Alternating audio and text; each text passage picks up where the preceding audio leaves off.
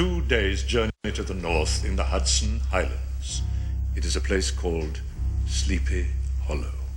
I was sent actually the script by the producers, Scott and Adam, and I just liked it. I mean, I had been working on something else for a year that didn't happen, and then they sent me this script, and I just felt very, like, right about it.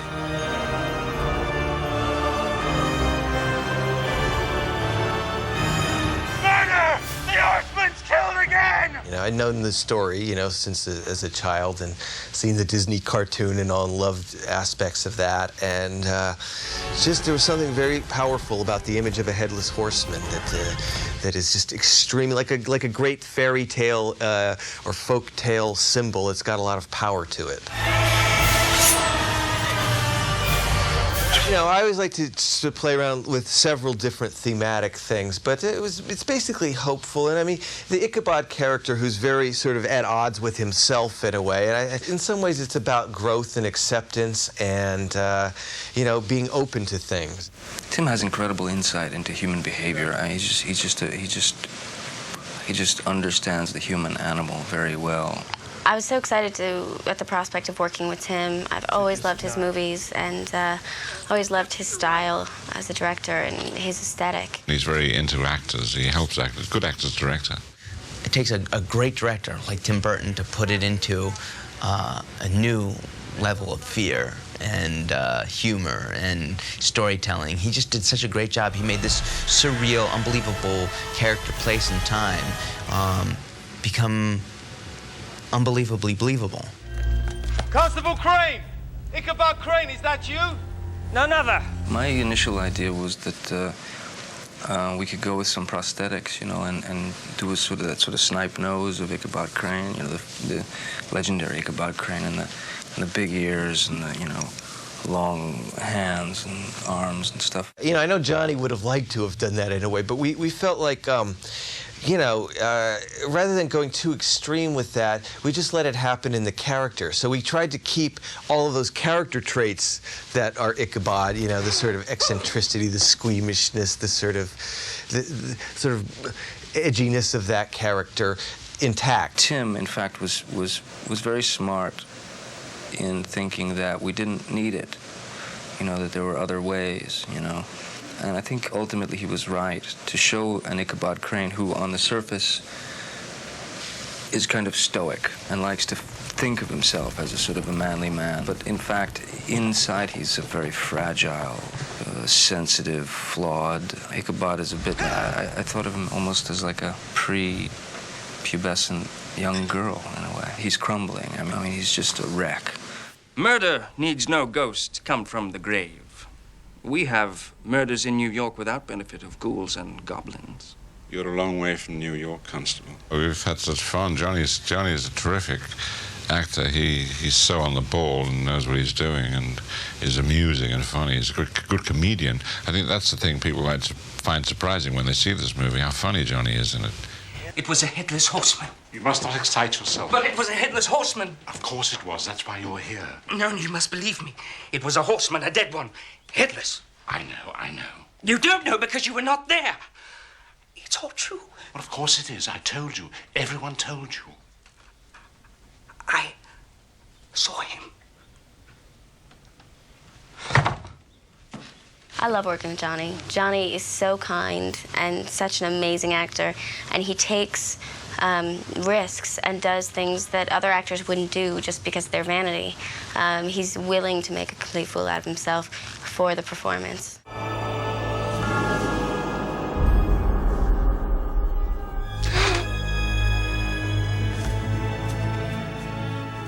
I think Katrina's very romantic, very naive, believes in love at first sight. She's sort of like the princess waiting for her prince to arrive. Is it Theodore? No, pardon, Miss, I'm only a stranger. Then have a kiss on account. And she kisses him with the blindfold on. It shows how open-hearted she is and how naive she is and loving. She has no idea who this person is, but she's still going to kiss them. It felt to me as though that we're some kind of a kismet or some sort of a destiny. kind of a sense of a person before you can even see them.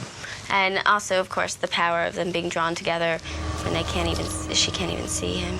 Halt and turn, I have a pistol aimed. Katrina, I might have killed you. Why have you come? Because no one else would go with you. I'm now twice the man. She's just got such a quality. It's almost like a silent movie star, you know, where she can be completely still and look at you, and you don't know what she's thinking.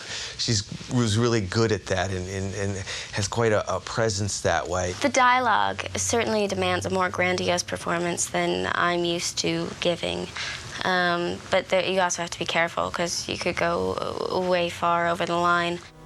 This land we're looking at was Van Garrett land, given to my father when I was in swaddling clothes. The Van Garretts were the richest family around these parts. My father worked hard for his family, and prospered, and built this house. And I owe my happiness to him. It was a bit of a challenge for me. Also, I'm very modern and American. I'm very much a teenager. So it was difficult and different for me to have to concentrate so much on changing the way I spoke. Father saw the horseman kill you. He saw the horseman come towards me with his sword unsheathed. But it is I who govern the horseman, my dear. And Baltus did not stay to watch. Miranda's amazing. Miranda's such a great actress. And so in this movie, she's perfect. She's, you know, seeking justice for the wrongs that were done to her family. And one of the things about the movie is cause and effect, whether that's, you know, how things happen, or whether there are random elements, and, you know, the world of reason and the world of fantasy and imagination. I think she really steals the movie, actually. The horseman comes! And tonight he comes for you! My favorite scene in the movie was definitely the fight sequence. I liked that a lot. It was a lot of fun to do, and it was a lot of fun to be a part of. The very first night, they don't really know all about this, but we're battling, and I have these two scythes with the handles here and the blades are right here, and I have to shuck that. You know, it's used to shuck hay, but I grab them and I go after this horseman. Johnny tries to stop me because the horseman isn't after us, but I say I'll get him anyhow, and I go after him and I start battling. Well, we've rehearsed it so much and we're all prepared, but the horseman has a sword with a big handle and an axe with a big handle, and Johnny has a big handle with the blade on the end of it, so they can whack away, but mine are right there, so my hands were getting hit all the time. One of the very first shots, the sword came down, or the axe came down and cracked my finger and broke it, and it turned black right away, and I just reset it real quick there because I was thinking, even though at this point in time in the movie I get cut in half, I didn't want my part to get cut in half. I'm in a Tim Burton film, I'm with Johnny Depp, and I'm in this great sequence, so I suffered through it, so that was kind of fun. My favorite scene is in the church when Michael has his big dramatic breakdown. Such a funny person that I loved watching him do that. There's a conspiracy here, and I will shake it out. I also loved doing that scene, getting to scream, be really dramatic.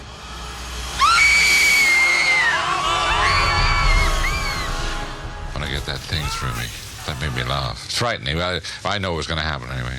That's my favorite bit. When you walk onto a set that Tim's made, it's extremely magical and, of course, very quiet, as in the case of the wood, because it's not a real wood. We're in a soundstage, so there are no birds, nothing. So that kind of makes it creepy, but reinforces everything that's happening in the movie anyway, because it's you know, it's like another world. It's just very exciting to see his drawings, his beautiful drawings, realized in full, you know, as in the case of the windmill.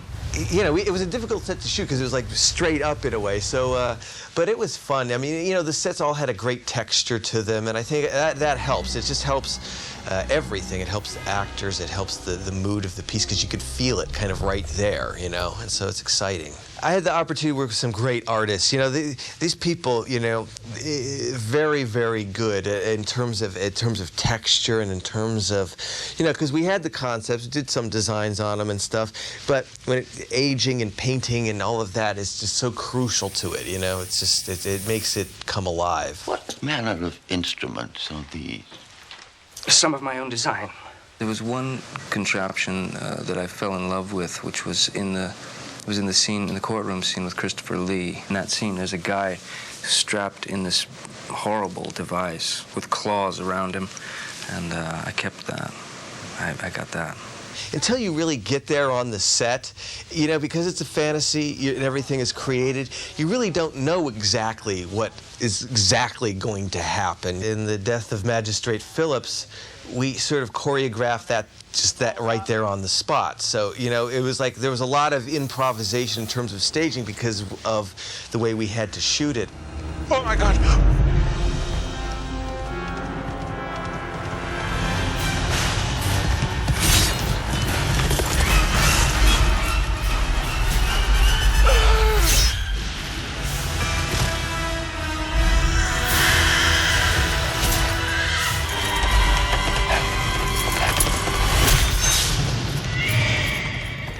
I love scary movies. I love that feeling, that adrenaline rush, and that feeling of jumping out of your skin and grabbing the person next to you. Cleave together. That would be a good moral.